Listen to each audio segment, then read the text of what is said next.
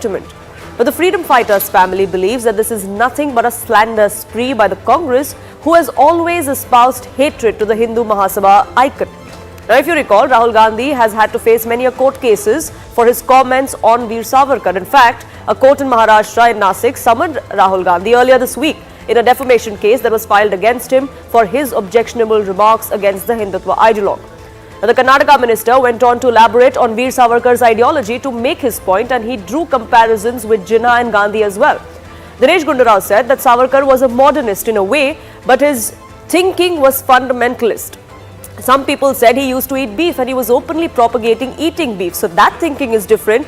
But Gandhi ji had a lot of belief in Hinduism. He was conservative, but in his actions, he was different in a democratic way, as was Jinnah. The minister then said that despite being a hardcore believer in Islam, Muhammad Ali Jinnah used to eat pork. He used to drink wine as well because he was not a fundamentalist. Jinnah compromised his philosophy because he wanted to hold a high position in the government while making calls for a separate nation. So Jinnah was not a fundamentalist, but Savarkar was definitely one, is the comment that came to the fore from the Karnataka minister. Now that analogy is what many have taken umbrage to. Like I said at the start of the show, Congress leaders have minced no words in the past about how they feel about Veer Savarkar. Some of the comments that have been made in the past by Congress leaders. My name is not Savarkar, it's Gandhi, and Gandhi never apologizes, said Rahul Gandhi. Veer Savarkar helped the British. He apologized to them, and that is not a freedom fighter for us, is what Rahul Gandhi and many other Congress leaders have said. He begged for mercy to be a slave in British Raj, is what Congress had posted on social media not too long ago. He was an accused in Mahatma Gandhi's assassination. He supported Jinnah's two-nation theory, is what former Congress President Sonia Gandhi had said. In 1923, Savarkar invented a word Hindutva, is what Manishankar Iyer had said. He's an accused in Mahatma Gandhi's assassination, but only Godse was convicted, was what Manish Tiwari, a member of parliament of the Congress party, also said. Not in the favor of Hindutva ideology that he patronized, is what former Prime Minister of this country, Manmohan Singh, had gone on to say as well.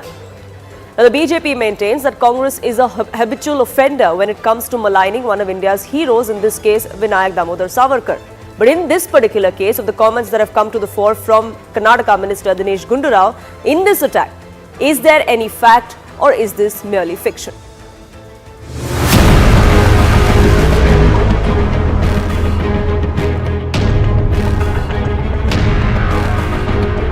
That is why now suppose some Gaurakshak goes and kills somebody or beats up somebody. He doesn't think he's doing anything wrong. He thinks he's doing it for a greater cause.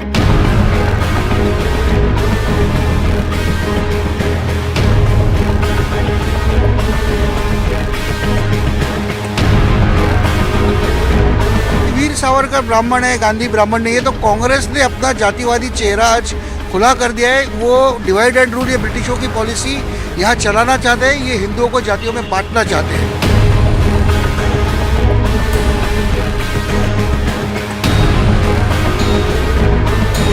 इस प्रकार से सावरकर जी के ऊपर गलत बयानी करना, ये राहुल गांधी ने जो शुरू किया है, उसी को आगे ले जाने का प्रयास इन लोगों ने।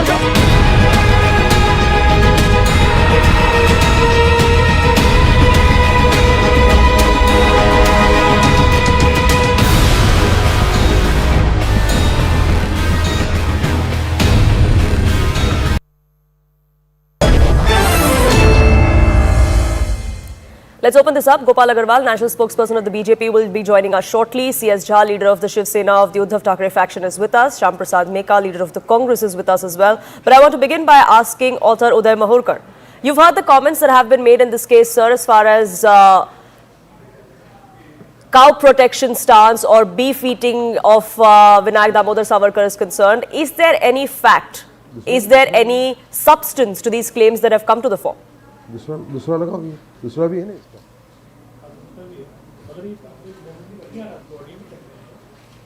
Mr. Mahurkar? नहीं, इसको दूसरा। I believe we do not have that line with Mr. Mahurkar. We'll try and reconnect that. But Shyam Prasad Meka is with us. Shyam Prasad Meka, why is it that we see such comments come to the fore from Congress leaders ever so often about Savarkar, even when there is documented proof, when there are comments that Savarkar has made, written in letters in the past, about how cow protection is important? See, first of all, where is the controversy? Okay, so Savarkar is a controversial figure in our history. I will leave the details to the historians and the researchers to figure out. Okay, if Gundu Rao ji is making those comments, he might have his sources. But what Savarkar eats, that's not the question that should be at the top of our mind. As Sure. people of this country, as citizens, we have other things to think about. What is wrong if Savarkar eats non-veg? Why will it make him any less or more?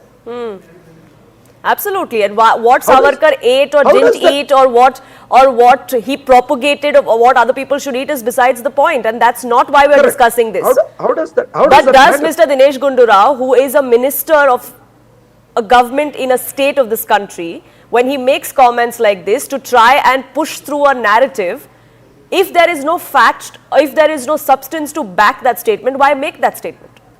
No. See, I'm not saying there is no substance, or I'm not endorsing, because I need to check the material back on that. Okay, so I think it's best thing is you can ask Mr. Gundu Rao to show his how he is going to back up his statements, right? It's as simple as that. Probably I will check my library and figure out if there is truth in what he said or not. Then I need to check that. So for But the benefit, how does that for matter? your benefit and for our viewers who are joining us here, I'll read out a few statements that Vinayak Damodar Savarkar has made in the past or has written in letters. One of which said the protection of cow is fundamental tenet of Hinduism. Its slaughter is a betrayal of our national heritage. He then goes on to say we must not only prevent cow slaughter but also work towards eradicating the very idea of it from our society. There's documented proof that these statements have been made by this individual, and yet we have a Congress leader, a minister no less in Karnataka, going on to say that cow protection is not what Veer Savarkar wanted. Why are we trying to spread false narratives is what I'm asking. Okay. As I told in the beginning, it's a very controversial subject. Everybody, there are so many books giving counter viewpoints, right? So that's not for me to judge. People will judge, but for me, the politics of the country should be focusing on the affairs of the country today and the Sure. direction in which we want to lead the people of the country. That's about it. Sure.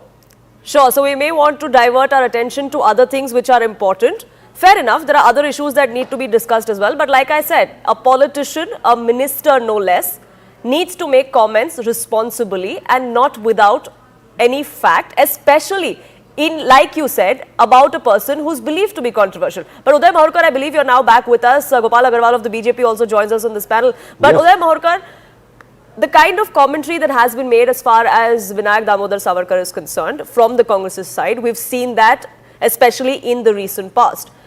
Do you believe that often there is no substance to back those claims, much like in this case? Yes, absolutely. You see, Savarkar is the biggest symbol of United India national integration. And the parties which are wedded to Muslim appeasement must divide the Hindus, take the support of minority communities to come to power. Savarkar was the biggest critic of Muslim appeasement.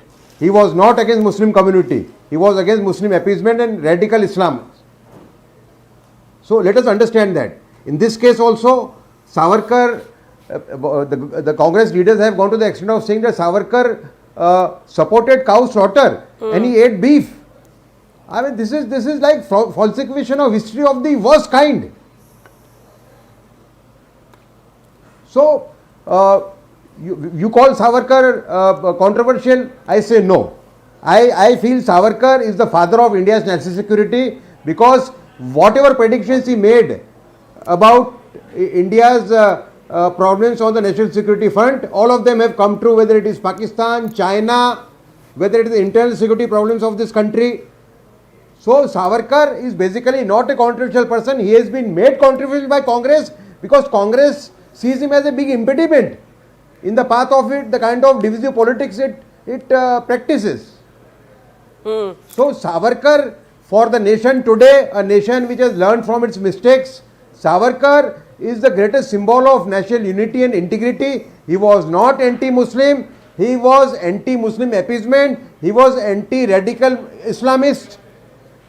And let us not forget, whatever India has faced on the national security front in terms of reverses, he was the person who predicted them 60 to 80 years ago. Whether it is China, whether it is Pakistan, whether it is intelligence security, whether it is Assam.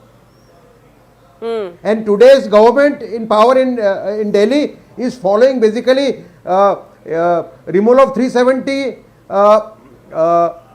opening doors of Ram temple. These are basically Savarkar's original agenda.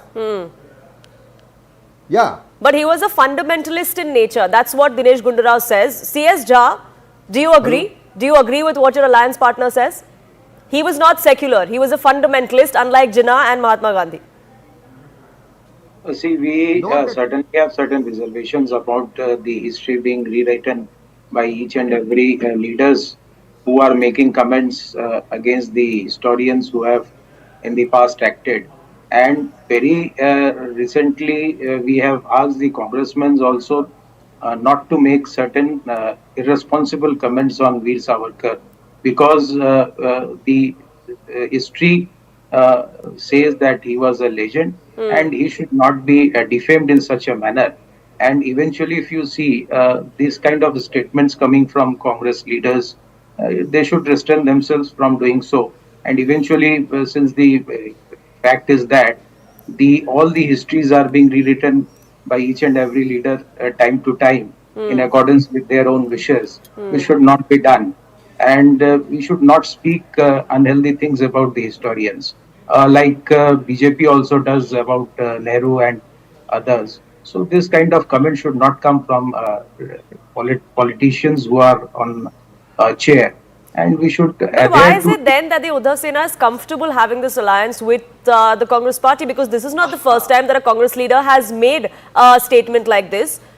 Statements against Savarkar, what he stood for, what his role was in Mahatma Gandhi's assassination. Those kind of comments have been made by senior leaders of the Congress party for years together. See, we have particularly asked Mr. Rahul Gandhi also before that he should restrain himself from making any comments about Veer Savarkar because he is a legend and we don't see any historical mistakes being done by him. And since we have asked for Bharat Ratna for Veer Savarkar also, but it was not given in the BJP era also. Till this time, they have not given Bharat Ratna to Veer Savarkar. We raised these issues, but eventually, if this kind of comments come, which seem to be a defaming comment, it should not be done by leaders in Congress, and they should restrain themselves from doing so. Shyam Prasad Meka, your alliance partner really wants Congress leaders to stop. But it doesn't look like that's happening. No. The simple thing is, our alliance has to do with the politics of the current day. There is an ideological opposition, which the Congress ideology and Savarkarji's ideology are at the opposite ends of the spectrum. That's a different fight. So then would that mean that the Uddhav faction of the Shiv Sena and the Congress are also on opposite sides of the spectrum because that's an ideology they believe in? Wait. See, we disagree on 100 things. Currently, we agree that this current regime is not good for the country. The way the country is led is not good for the country. So we are working together. Right? So on every issue, if you want the alliance to break apart, probably a lot of the people are hoping for that for the last couple of years. It didn't happen. No, I don't know if anybody wants the alliance to break apart, but perhaps your alliance partners want you to listen and acknowledge and adhere to their sentiments as well, because this is just one of those issues that the alliance partners within the India bloc don't see eye to eye. But Gopal Agarwal of the BJP, I would like to get you in as well. You know, as far as Vinayak Damodar Savarkar is concerned, Rahul Gandhi especially has had to go to multiple city courts, has been summoned multiple times, has had to face court cases for the comments that he has made. And yet we see Congress leaders come out and make the kind of comments they make. They say that there is an attempt to rewrite history. There is an attempt to malign leaders associated with the Congress's ideology or with the Congress party. So all of this should be kosher because these kind of allegations fly on both sides. Udamji, we have to understand what is the purpose of Rahul Gandhi. The way he is making utterances over left, right, and center is whatever he wants to just grab the media attention by making such allegation. Everybody knows the contribution that Veer Savarkar has done for the freedom of the country. Their brothers, the whole family, the great sacrifice that the Savarkar family did for the freedom of the nation. The Kala Pani, the jail that they had. Mahorkar ji has written a great book on Veer Savarkar. We should all know the history is very clear. Savarkar and his family has sacrificed a lot for the country. They are very well respected in all states and national level also. Their sacrifice is unparalleled. Still, Congress wants to speak in this language, particularly Rahul. What is his purpose? His only purpose is to grab attention or create false narrative or appease his own constituency of vote banks. That is the only purpose. And who has nullified or created a false narrative about the history? The contribution of leaders like Subhash Chandra Bose, contribution of leaders like Veer Savarkar, even Nehruji, what he said that about Shivaji, he said he is a misguided patriot. Then, so this whole thing is this Gandhi family. They don't know a ABC of the history. They only can recognize their own family's contribution to the country's development. No other, as far as they are concerned, they alone have done everything for the country. No other person, no other matter, no other leader has done anything. Even the Congress leadership is also undermined. So we have to ultimately understand that Rahul Gandhi is doing a very big harm to the political narratives scenario of the country, and his only purpose is to malign Indian icons, malign Indian leaders, undermine their contribution, and this is the purpose. And who is he to decide what Savarkar has done? What is his authority? Is he a historian? Does he know what is how the freedom struggle took place? So only purpose is to create derogatory remark and undermine the contribution of nationalist leader. And I think he should pay the price. The way he has been acting at the global level, multiple platforms, everything is undermining. So either the thing is we have to uncover his whole intention. He is playing into. But it's not just about Rahul Gandhi. It's also about several other Congress leaders as well, including a Karnataka minister. So and that's what I told. Even you cannot spare Nehru on that count. He said Shivaji was a misguided patriot.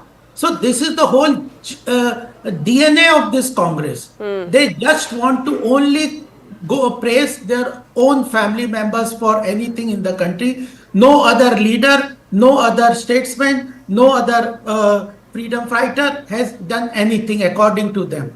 This has been their stand, and this is what he is carrying forward. Shyam Prasad Meka, your response to that, because several of such allegations have come to the fore against what Savarkar did or didn't do, or what he stood for, like the fact that he was an accused in Mahatma Gandhi's assassination but was never convicted, but he has been given clean chits by court. But despite that, we see that kind of commentary being repeated by several Congress leaders. Yeah, see, as I told you, I will leave those details to the historians. First, listen to our friend who spoke just before me, the BJP friend. It comes out that he even forgot that we are talking about Dinesh Gundu Rao's comment and succumbed to his visceral hatred for Congress and Rahul Gandhi, right? So he went on his speech targeting Rahul Gandhi, all the while forgetting that Dinesh Gundu Rao's topic today. See, that's not where we want to take this country. We want the truth to come out. Yes, we want the history to come out openly. Yes, everybody is welcome, right? Different perspectives, put the facts before the people. But don't use that as a heft to drive people apart. You don't use that wedge to divide this country. That's all I Who am is saying. doing this? Who is doing this? This kind of You are false doing and this. You are doing this at this No, moment. Rahul Gandhi. He is. What was the purpose that he is giving such a narrative about a nationalist leader? What authority he has? Under what pretext? Is he a historian? He is an authority on the freedom struggle? From what is No, his- no, no. Wait. all these things? My friend, I will tell you. No, He is the not thing another. is, no, Hey, who is listen to me, inflating? listen to me. Who is My creating? friend. Who is using inflammatory languages against? Okay. I'll tell you. I agree. He is not the authority on the history or the polity because he didn't study the entire political science. Take that out. I answered one of your question. Second question. Rahul Gandhi is not even the part of our discussion. Do We are you talking want to about undermine Savarkarji's contribution to freedom struggle? I have my own view on that. How That's much not relevant. How much time did he spend in Kalapani jail? What was his brother's status there? How much Britishers feared Savarkarji for his strong anti-British stand? I don't know. I'm sorry. Why was he not part of the Quit India movement? What was he doing? Well, Quit India movement is happening. You say only that's You what tell we me, are no. telling. See, You don't- want to don't- say only he had- freedom. listen, don't try to do Okay, Shyam Prasad Meka, specific Shyam Prasad points. Meka and Gopal Agarwal, let me come in here. Uday Mahorkar also wants to come in and I have very limited time on this. Uday Mahorkar, as far as contributions of Veer Savarkar are concerned or the ideology that he stood for, well, those people who don't believe in it, like the Congress or anybody else, is well within their rights to do so. We live in a free country, sure, they can have their opinion. But for a politician, for a responsible leader, for a minister no less, to come out and make statements that has no backing, that has no evidentiary backing, that is something that should be refrained from, is the limited point I want to make, isn't it? I fully agree with you. In fact, Savarkar is a great symbol of national unity. We should respect our symbols. I agree with some people in this debate who are saying that even this attempt to vilify Nehru is not correct. I agree.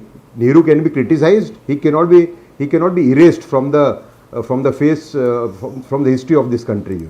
So we have to respect our leaders. Nehru committed many mistakes, many blunders, especially on the national security fund. But Nehru was also a great nation builder. You can't vilify Nehru beyond a point. You can criticize him, but you can't vilify him. This is my personal. One more thing, you see, you have been talking about Savarkar's involvement in Gandhi murder. This allegation has been repeatedly made. Let me tell you one thing. In 1978, 30 years after Gandhiji's death, Manohar Malgaonkar, a great author and writer in English, he wrote a book on Godse, the man who killed Gandhi, and he made Digambar Badge. Digambar Badge was the person on whose statement Savarkar was implicated. In 1978, when Badge, so he met Badge. Badge told him, look here, I had given the statement against Savarkar under pressure of the then government, which is Nehru government. This happened in 1978. So there is no further proof needed to prove that Savarkar was framed by Congress and its leaders, and not all, some of them who were under the influence of Nehru. Sure. So the kind of commentary that we've That is seen one. around Vinayak Damodar Savarkar, that continues coming in from the Congress's side. The furor on the meanwhile continues, but there are court cases that especially Rahul Gandhi will have to face and is going to be facing as far as the comments that he makes. Is this something that becomes an election issue? Because right now we have a Karnataka minister who's made that comment, but elections in Maharashtra are due and they're just around the corner. And is this the kind of commentary or narrative that we are going to see only escalate in the coming time? That's something that we will keep an eye out on. Uday Mahorkar, unfortunately, I'm completely out of time. I have to leave it at that. But I thank you, gentlemen, for joining us here on this broadcast and sharing your perspective. It is time for a quick break on this edition of Plain Speak. But on the other side, we'll get you details of a mega drug bust It's over 5,000 crore rupees that's happened in the national capital. But there's a political link that now seems to be emerging. The BJP believes Congress is linked to the accused in this case. The Congress, of course, denies. We'll get you that debate up next.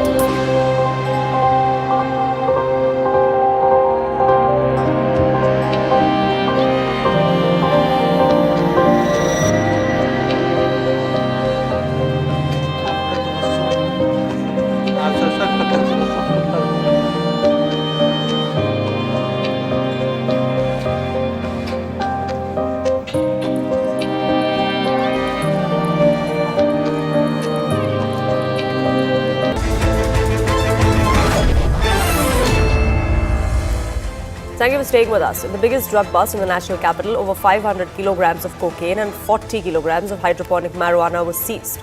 Cumulatively, it is worth 5,600 crores and it points to the involvement of an international drug smuggling syndicate. Now, 4 people have been arrested in connection with this case by the Special Cell of the Delhi Police, but today the BJP alleged that there is a political link to this entire drug haul. Tushar Goyal, the alleged kingpin in this drug bust, is the head of the RTI cell of the Indian Youth Congress, said the Saffron Party. Goyal, who used the alias Dicky Goyal on social media, has often posted pictures with several prominent Congress leaders, including Lok Sabha Member of Parliament Dipinder Singh Hooda and Haryana Unit Chief Uday Bhan. The Youth Congress, though, vehemently denies those allegations. They say that Tushar Goyal was expelled from the organisation in October 2022, 2 years ago, for anti-party activities, and since then has not been associated with them. It's nothing but BJP's malicious attempts to defame the Congress party, is what they say. But the timing of this allegation is key because it comes on the day campaigning for Haryana elections ends. Remember, the state goes to polls on Saturday, the 5th of October. So is there any proof of this link of the Congress party or the money that's allegedly being used in the Haryana elections that the BJP is making? Does that charge of the BJP hold any water?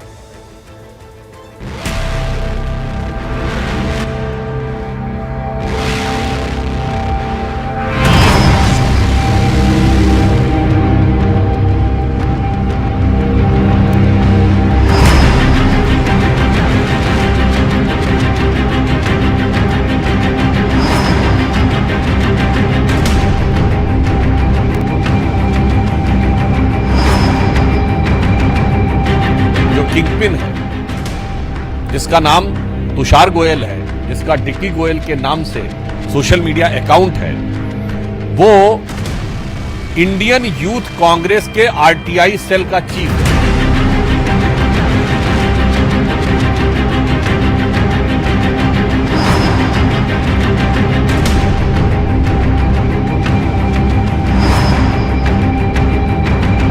ठीक चुनाव के पहले इस तरह का जो आरोप लगाया जाता है या इस तरह का जो इल्ज़ाम लगाया जाता है वो सिर्फ चुनाव में जनता को भ्रमित करने के लिए होता है।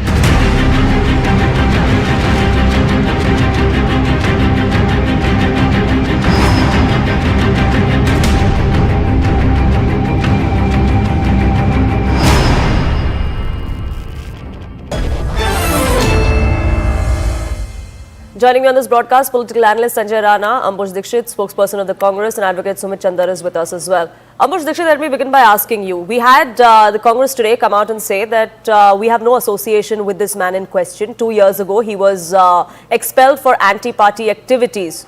What were these anti-party activities? That's something that the BJP asked questions as well. Was it related to these drug operations that he's now been arrested for? Thank you for having me. The anti-party activities that we were talking about was this man was actually meeting BJP leaders and was working with them. This is on record. I'll show you a picture of a BJP leader, Mr. Anil Jain from Haryana, who has also been a BJP National Secretary. If you can see the picture. This man is a BJP leader. Mr. Tushar Goyal met him. And other than that also, this man had been meeting several BJP leaders. I have pictures of him with the former Minister of Fishery in the Modi government, whom he met on 20th of April this year.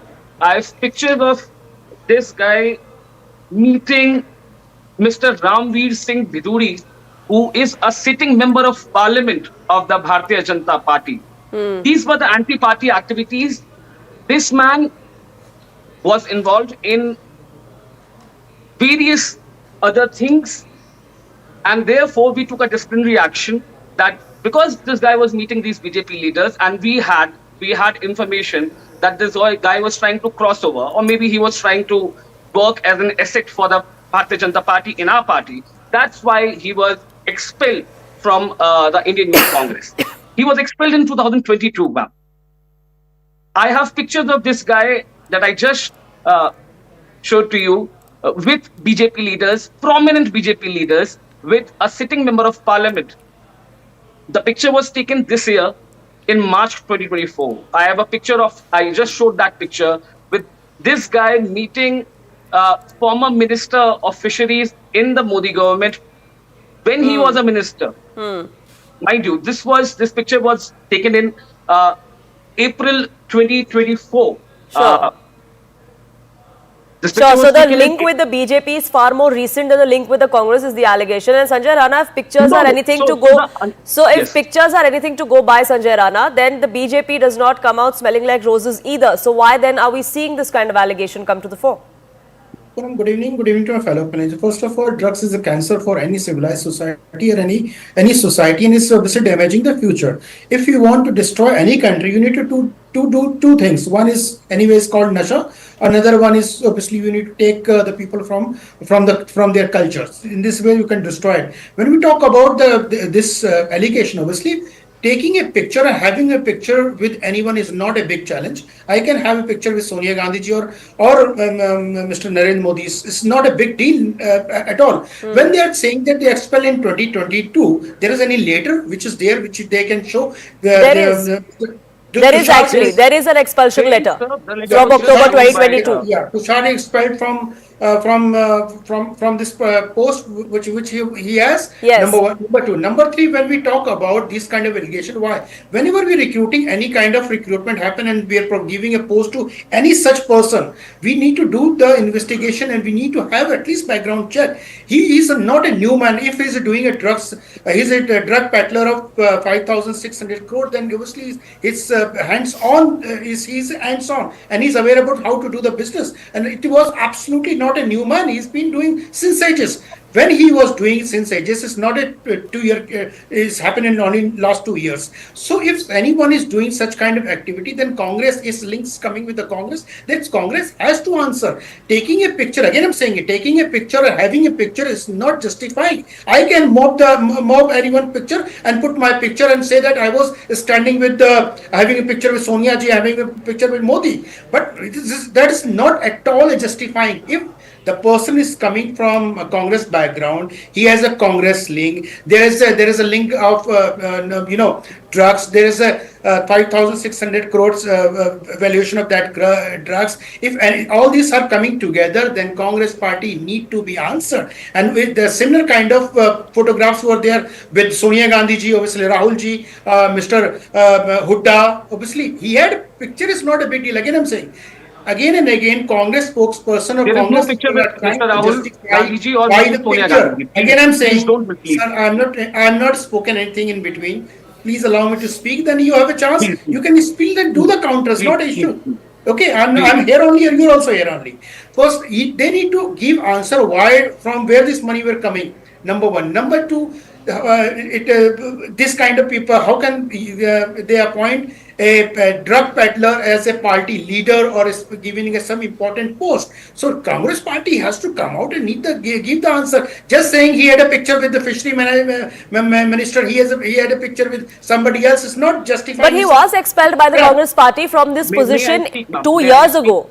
And there is an expulsion letter. You asked for a document, Sanjay Rana. There is an expulsion letter that we've accessed here as well. If you can put that out for you, and if you have a screen in front of you, you'll see that. There it goes.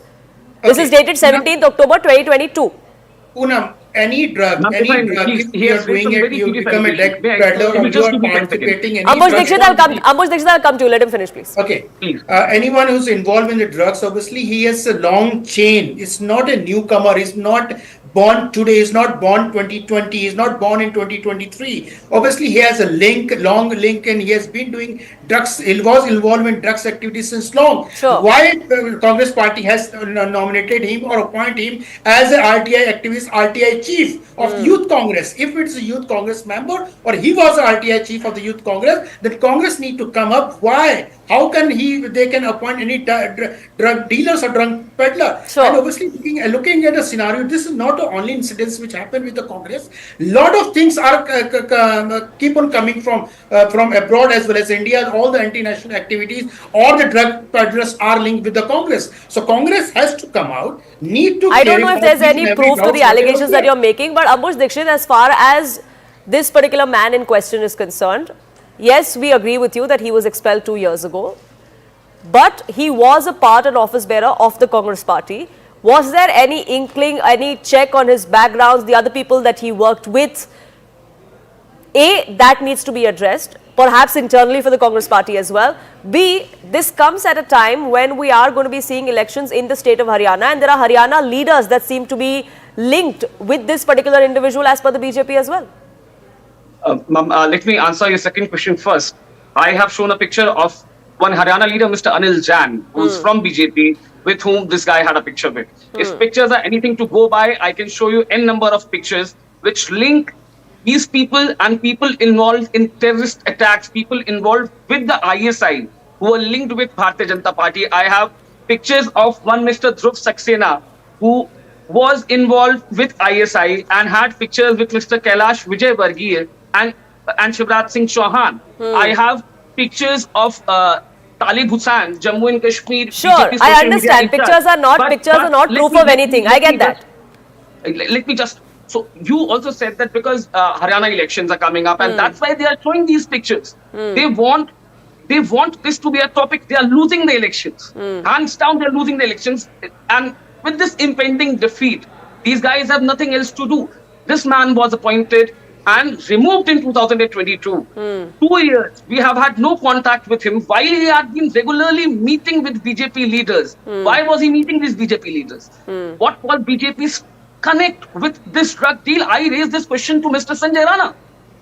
What was Mr. Sanjay Rana doing? What was the Bharatiya Janata Party doing? Just let me finish, Mr. Rana. Let me finish, please. I understand that you are definitely. Go ahead, Ambuj Dixit. There's another panelist waiting. Go ahead. Finish your point. Can I just? Insofar as drugs are concerned, can the Bharatiya Janata Party answer what has happened in the investigation of Mundra port drugs? 25,000 crore worth of drugs seized from the port. That is in Gujarat. That state has been ruled by the Bharatiya Janata Party for decades now. Sure. So if the Congress has explaining to do, then the BJP has explaining to do as well. When we appointed him as RTI chief of Delhi Youth Congress, we had no idea. Sure. So you were caught unawares when he was appointed, whether or not he was involved in any criminal activities back then or no, we don't know yet. We don't know yet if he was involved in any criminal activity back then or no. That's a part of investigation. But Sanjay Rana, 30 seconds to respond. I need to get in Super Chandar as well. I have not finished my response. He had mentioned about... Ambuj Dixit, unfortunately, I don't have too much time on this debate. I need to get in Mr. Chandar as well. Yeah, he had, Mr. Congress spokesperson made the statement that drugs seized in Gujarat. Obviously, if you look at the last 10 years tenure, if you look at the total number, seized more than 30,000 crore drugs. And when you look at the UPA tenure, it was 766 crore drugs only. So you need to see if the drugs are seizing, that means government is absolutely focusing on that. And they want to close the, whatever the transportation, okay, whatever sure. are there. Okay, sure. That's one way to look at it. That's one way to look at it. But Sumit Chandra, as far as this particular case is concerned, Mr. Dixit, please hold on. Sumit Chandra, as far as this particular case is concerned, whether there is any Congress link or not, whether there is a BJP link or not, that is a part of investigation, will be investigated. But to be in possession of drugs that are valued for over 5,000 crores, is it possible to be doing that without any sort of patronage from the administration, from perhaps the police or the politicians involved? Can this operation be run without any sort of patronage at all? See, let us first understand what has happened in this case. Of course, these are huge, not only amounts, but huge quantities. And the NDPS Act, which deals with all these narcotic substances, they're divided into various categories of the NDPS substances. In this case, 2 were found, and both in commercial quantity. One was cocaine. Here, about 500 kilograms of cocaine approximately was found in possession. Now, cocaine is a manufactured drug, and that's why covered under Section 21 of the NDPS Act, and it says the imprisonment would be up from 10 to 20 years. A commercial quantity is a quantity where even if you have 100 grams or more, it will be termed as a commercial quantity so far as cocaine is concerned. In this case, it was 500 kilograms. So that's quite a huge quantity here. And you're right, the other substance was cannabis. Now, cannabis, in this case, it was about 40 kgs that was found, and it's covered under Section 20 of the NDPS Act. Again, imprisonment is about 10 to 20 years. the maximum which quantifies as a commercial quantity is 1 kg. In this case, it was 40 kgs. So when such huge quantities or commercial quantities are found, then again the process will be followed, arrest will be made, I think already made here. Now, whether now the accused are going to apply for bail, whether bail will be granted or not, these are all the procedural aspects which will come into being. And that is where the connection, how they did it, who were involved, will automatically come into the forefront. So we have to wait till the investigation begins before actually start blaming out who is responsible, who all are involved in this. Sure. So the investigation needs to be completed.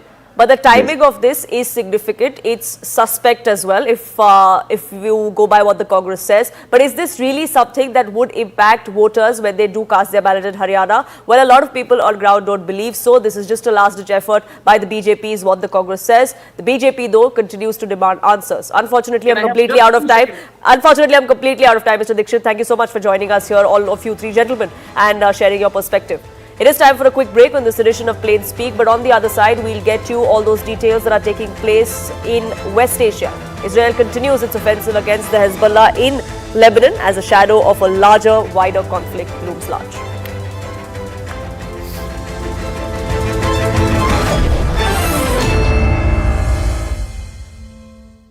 Gopal.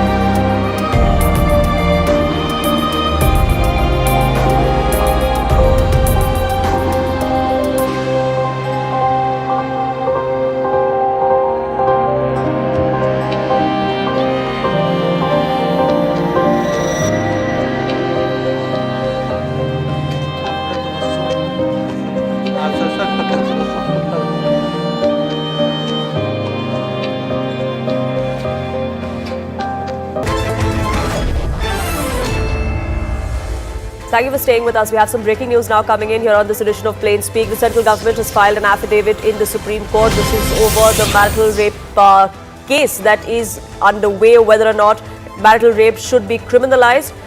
The affidavit that has now been filed in the Supreme Court, the centre has gone on to say that the court cannot decide whether marital rape should be criminalized. They say this is more of a social issue which has a direct bearing on society and wider consultation is required. Ananya Bhatnagar, my colleague, joining us, getting us more details. Yes, Ananya. Well, definitely, it seems that the standstill remains the same as it was before the Delhi High Court. Remember, the case stems from a split verdict of the Delhi High Court, wherein, one judge had ruled in favor of decriminalization of, in fact, criminalization of marital rape, while the other had referred the matter, in fact, to a larger bench. And the matter came up before, in fact, the Supreme Court of India, since it was a division bench of the High. Now, a big statement coming in from the central government, clearly saying that, the Supreme Court is somebody who cannot decide on this particular issue of criminalization of marital rape, very clearly pointing it out that this is a social issue having a lot of social implications, and hence this is a matter in which a larger consultation process is required with all kinds of stakeholders in order to take a decision on to whether or not, criminalization of marital rape should happen or not.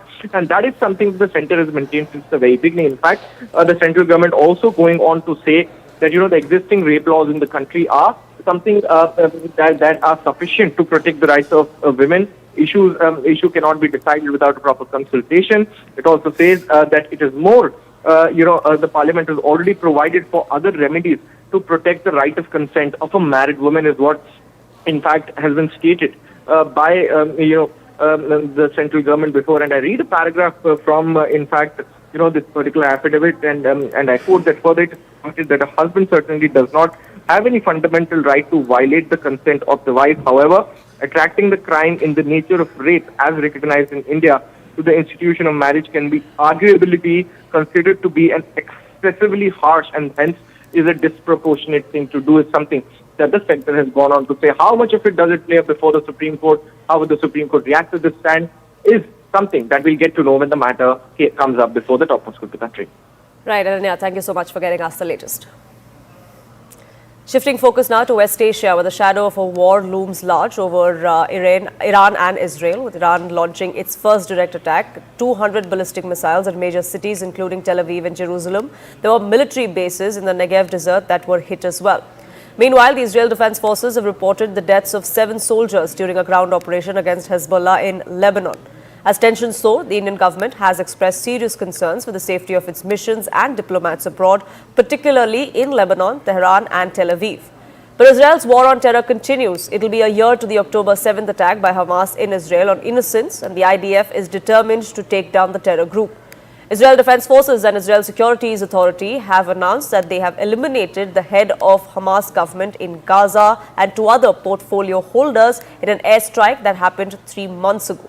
So what happens next in this saga? Is there a wider conflict that looms large? We get your sense of that. Smoke rises from the ruins after another night of Israeli airstrikes. Atop the rubble, a man first salutes, then embraces a photograph of the assassinated Hezbollah leader. This is just one of the latest buildings struck by Israel in the southern suburbs of Beirut. For the last 10 days, the southern suburbs, as well as South Lebanon, the Bekaa Valley, have been pummeled by Israeli airstrikes. And now, according to news from Israel, an additional division is being deployed to the northern border in anticipation of what could be a full-scale Israeli invasion of Lebanon. Wednesday, Hezbollah organized a mob of media for a tour around the southern suburbs to show perhaps they're still in control. I asked spokesman Mohammed Afif how Hezbollah will deal with Israel's repeated blows, a question he didn't like. I won't allow for that expression, he replied. Your Arabic language is not correct. His aides chant loyalty to their assassinated leader. We haven't taken blows. I completely reject that, he says. The resistance has recovered. The leadership is well. The command and control is well. The arsenal of rockets is well. Thousands of the heroic men of the resistance on the fronts are well. Most inhabitants of the southern suburbs have fled elsewhere, yet some, like Mohsen Abbas, insist on staying put. My family left, but I'm staying here, he says. They're bombing. Normal. What else could happen? Wednesday, Hezbollah, fighting on its own rugged turf in South Lebanon, inflicted heavy casualties on Israeli forces that crossed the border. Hours after its ally, Iran, rained down missiles on Israel. A war that started in Gaza has spread to Lebanon. In the last week, Israel has bombed Yemen and Syria. If this isn't a regional war, what is? Ben Wiedemann, CNN, Beirut.